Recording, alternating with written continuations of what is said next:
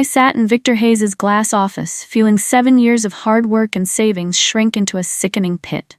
The property deed, shaking in my hands, screamed strata title, community rules, fees, and restrictions. The exact nightmare I'd spent months trying to avoid. I spread printed emails and advertisements across his big, expensive desk, the words freehold property circled in angry red.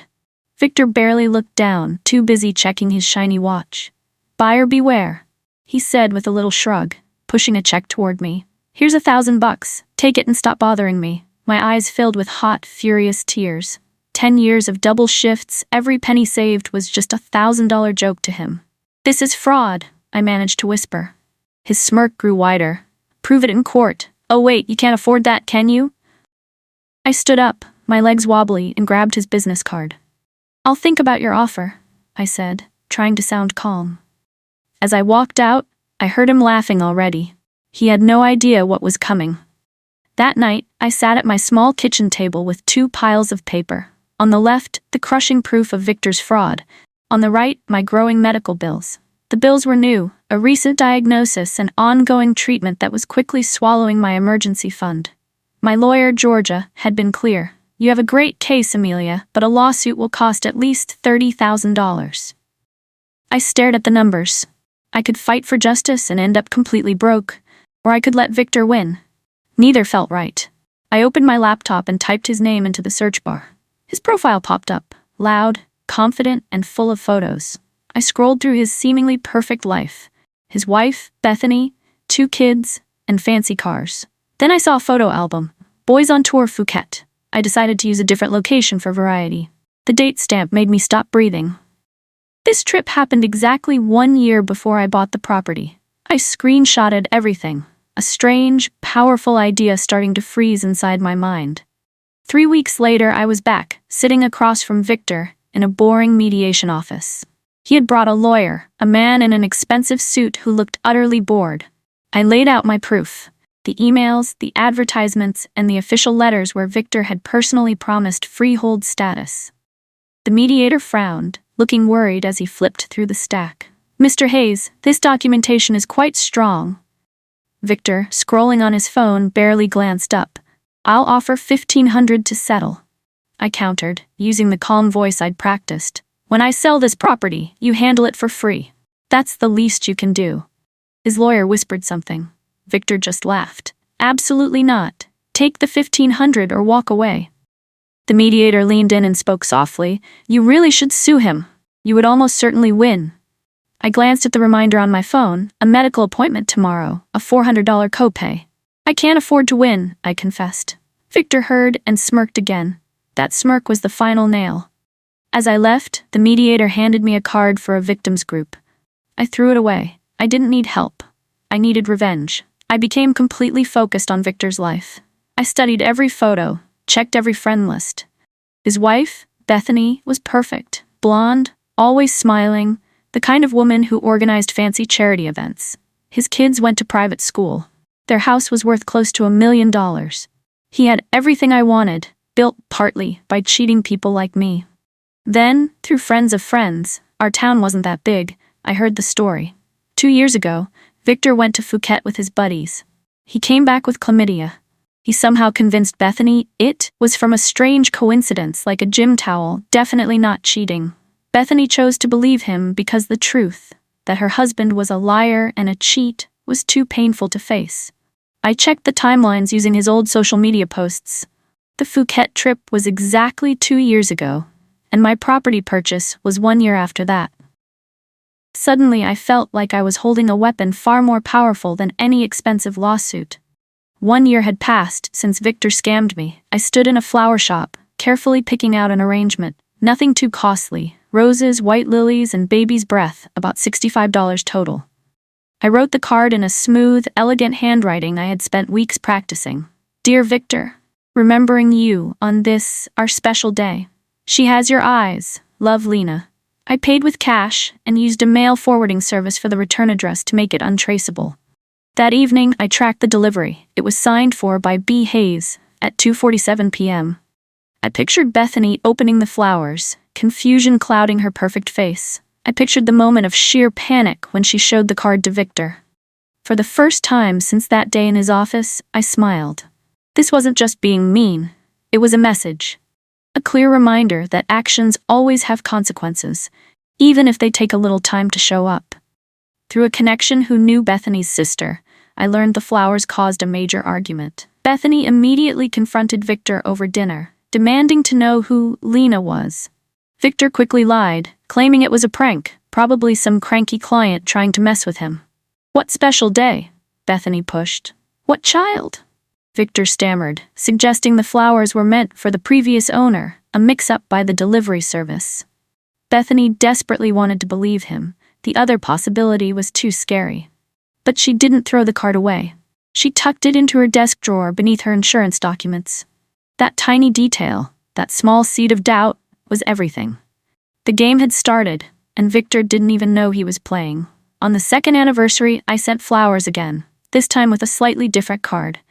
"Victor, thinking of you on our anniversary. Hope she's growing up healthy and strong. Love always, Lena." But I didn't stop there. I also arranged for a postcard to be mailed from Phuket through an international forwarding service. The postcard showed a beautiful beach sunset and read, "Wish you were here to see her first steps. Miss you always." Both arrived in the same week. I stalked Bethany's social media closely. She posted nothing, but her friends' posts hinted she was stressed. Through my contacts, I heard she was asking more questions about Victor's Phuket trip, comparing dates. The doubt was definitely spreading like a hairline crack. Victor still had no idea what was happening, but Bethany was beginning to feel that something was seriously wrong. Bethany hired a private investigator, PI. I learned this from a worried post on her sister's social media about supporting a friend through trust issues. The PI found nothing on Lena because she didn't exist. But he did confirm that Victor had traveled to Phuket during the exact time window when the supposed affair and pregnancy would have happened. He interviewed Victor's travel friends, who became defensive and suspicious of the questions. One of the friends immediately told his own wife about the PI. And suddenly, Victor's entire social circle knew Bethany was investigating him. Rumors started to fly. Victor's good reputation in our business community began to crumble. Partners started looking at him strangely. Clients started asking awkward questions. His comfortable life was developing deep cracks, and he still couldn't figure out why. He never, ever connected the flowers to the woman he had tried to dismiss with $1,000. On the third anniversary, I went further. I paid an artist on a website to create a simple child's drawing, stick figures labeled Mommy, Daddy, and Me. The flowers this year included a note. "She asked why you never visit. I told her you're busy. She drew this for you, Lena." When Bethany opened this, something inside her finally snapped. She confronted Victor in a huge, angry fight, throwing things and screaming accusations. Neighbors heard the entire thing. Victor's excuses sounded weaker than ever. "Someone is playing a mean joke on me. There's no child." But Bethany brought up the Phuket trip, the STD he gave her, and the terrifyingly perfect timing. "You swore it wasn't from cheating," she screamed. "You lied." Victor couldn't explain the flowers, the postcard, or the drawing. His old lies were catching up, and he still didn't know who was pulling the strings. I watched from my quiet home, calm and patient, just like growing a garden in winter. Victor became obsessed with finding Lena. He hired his own PI, gave him all the cards and the postcard, and demanded answers. The PI searched for any woman named Lena or any similar name in Phuket who had any link to Victor. They found nothing. Victor started questioning his Phuket travel friends, accusing them of setting him up. His friendships began to fall apart. He frantically looked up old girlfriends, high school flings, anyone who might have a reason to hate him. He never, ever thought about the client he had scammed years ago, the woman he thought was too poor and insignificant to matter. His panic began to affect his job. He missed appointments, lost important property listings, and snapped at clients. His business partner noticed how bad things were getting and suggested Victor take a break. Everything was falling apart, and the best part? He was causing it himself. All I did was send a few reminders of his own bad behavior. During their escalating fights, Bethany revealed to her mother, who then told her bridge club, who told everyone in town, that Victor had given her chlamydia 2 years ago. The story spread like wildfire. Victor Hayes, the respected real estate agent, cheated on his wife in Phuket and brought home an STD. And now there was a secret child? The community that once looked up to him turned cold. Clients started canceling their listings. His business partner demanded he either buy out his share or be forced out. Victor's carefully built reputation was collapsing. At a local council meeting where he was trying to network, people avoided him completely, whispering when he walked past. He left early, completely humiliated. That evening, I saw him drive past my old property, the one he had sold me, and just sit there, staring. He was looking for ghosts in all the wrong places. The 4th anniversary brought my riskiest move. Flowers plus a stock photograph. I bought the license legally from a photo site of a 4-year-old girl with dark hair, looking like she could be part Asian. She starts school soon, thought you'd want to see her. She asks about you constantly. Lena. When Bethany received this photo, she took it to her friends, family, and even her therapist. Everyone agreed the child looked like she could be Victor's. Bethany's last bit of denial completely broke. She filed for separation immediately and moved into her parents' house with the children. Victor's entire world was crumbling. He begged her to change her mind, swearing there was no child, offering to take DNA tests for any child she could find. But Bethany couldn't produce a child. She only had years of flowers, postcards, drawings, and a photo. The proof was not solid, but it was emotionally devastating. Their marriage was over, and Victor still couldn't understand the real reason why. Bethany filed for divorce, citing adultery and emotional cruelty. Her lawyer was aggressive, demanding the house, primary custody of the kids, and 60% of all retirement savings. Victor's lawyer told him he was in a terrible spot. Your reputation is ruined. The rumors of the affair, even without proof of a child, make you look like a heartless cheat who abandoned his family. The judge won't be on your side. Victor tried to fight, but he was quickly running out of money, paying both lawyers, PI fees, and supporting 2 separate homes. He had to take a huge loan against his business. His partner used Victor's current instability to force him out, buying his share for much less than it was worth.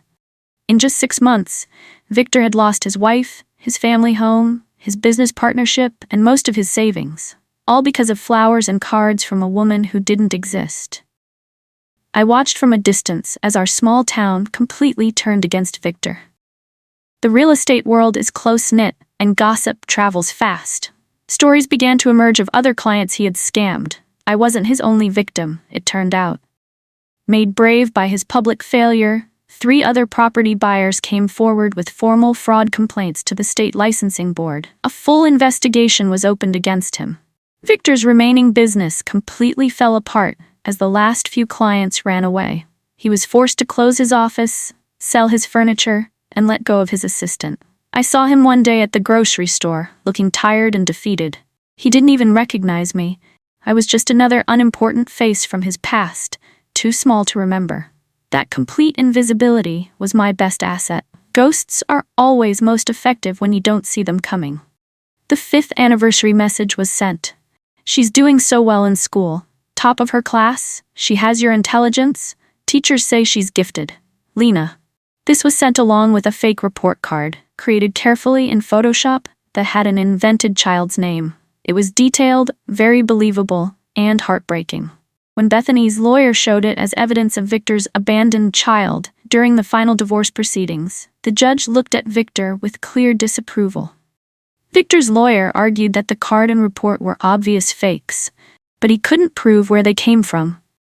The judge awarded Bethany almost everything: the house, 70% of the retirement money, primary custody, and high child support. Victor was ordered to pay $2,500 monthly in support, even though he was barely making that much anymore. He moved into a tiny studio apartment, his entire life in ruins. 5 years after he laughed at my pain, he had nothing left. The state licensing board finished its investigation. 4 victims, including me, had testified about Victor's lies about property types. I had provided all my detailed documents. The board found Victor guilty of multiple serious violations: lying, failing to tell buyers important facts, and running an unethical business. Victor's real estate license was permanently revoked. He could never work in real estate again. His career, the whole identity he had built over 20 years, was finished. He had to take a job managing a local hardware store, making about $18 an hour. Every single day, he wondered who Lena was and why she had destroyed his life. He posted on online forums, asking if anyone had experienced similar harassment. No one had an answer, because what I did wasn't harassment, it was justice, delivered so slowly he couldn't fight it. For the first time in 5 years, I started to feel a small bit of guilt. I was scrolling through Bethany's social media. She had posted a sad picture of her children on Christmas. Adjusting to our new normal, the caption said. I thought about those kids who were completely innocent but still hurt by my actions. Had I gone too far? I wrote in my journal and talked to my therapist, who didn't know the full story, of course. She asked me, did you force him to cheat? Did you force him to scam you? Did you lie about the affair or the STD? I said no to all three. Then you didn't destroy him, she said simply. You just made sure his own actions finally had consequences. That made me feel a little better, but the guilt didn't completely go away. I decided the 6th year would be the final one. After that, I would let Victor wonder forever, never knowing who sent those flowers. The 6th anniversary arrived. I sent the very last arrangement with a message I knew would haunt Victor forever. 6 years ago, you gave me something I'll never forget. I gave you something you'll never escape. We're even now. Goodbye, Lena. It was mysterious, final, and perfectly timed. Victor received it on the very same day his divorce was officially finalized. He sat all alone in his tiny studio apartment, holding the card, and something inside him finally gave way. He didn't hire another investigator. He stopped searching. He simply accepted that someone from his past, maybe real, maybe just a cruel joke, would always be a ghost he couldn't get rid of. Bethany, who received her own separate copy of the final card, I sent her one too, finally felt a sense of closure. She framed it and hung it in her new home office. A clear reminder that the truth always comes out, even if it takes 6 years to arrive. 3 weeks after sending the final flowers, I was at a coffee shop when Jenna, a woman we both knew, sat down next to me without asking. Did you hear about Victor Hayes? She asked, her eyes wide with gossip. I shook my head, taking a slow sip of my coffee. His wife divorced him because, get this, he was sending gifts to his mistress every year. People say he even sent his wife a copy of the final card to show off. Can you believe the nerve? I nearly choked on my drink. The story had completely changed. Now people thought Victor was the one sending the flowers to his mistress, bragging about his affair. That's truly awful, I managed to say. Karma always gets everyone eventually, Jenna replied wisely. After she left, I sat there, completely stunned. My revenge had worked better than I could have imagined. Not only was Victor ruined, but the town had rewritten the story to make him seem even more evil. I felt a confusing mix of victory and surprise. That night, I made a new online account and posted the entire story on a popular forum about revenge.